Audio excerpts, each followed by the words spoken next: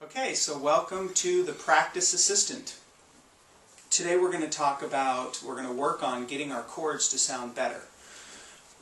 Getting your chords to sound better can be a long process. It can take months, it can take a year or more.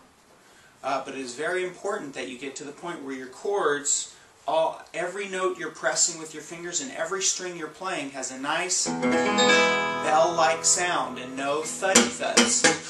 Right now, you're probably, if you're watching this video, there's a good chance you're getting some thuddy thud sounds on the notes. So,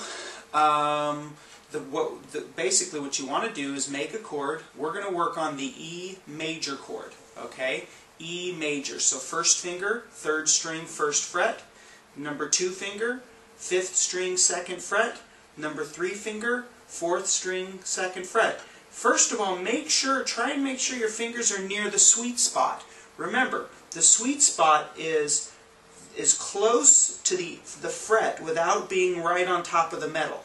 So not here, but right about here is where your finger should be pressing, each finger. If it's not, that's one quick fix you can do before you even start. Okay? You don't want your chord way over there. You want it here, near the sweet spot. Then you play the notes one at a time. Not quickly, not a quick strum, but one at a time. Uh-oh. Did you hear those thuds? So you got to press harder. You have to make sure your knuckles are not collapsed like this, and make sure that they're bent.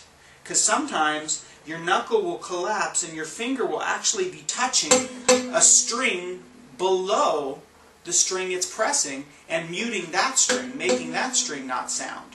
Okay, so you got to make sure those knuckles are bent. Make sure they're all ringing. And also make sure that there's this pocket of air between the neck and your hand. Because sometimes people's hands nestle up against the neck and mute the first string. So you got to make sure there's a little pocket of air there so that that first string rings out. And you play, and you keep adjusting, shifting. Use your other hand if you need to, until you get one nice, clean sounding chord, and then you move on to another chord. I recommend you do at least 2 or 3 chords every day, chords that you've been playing in songs.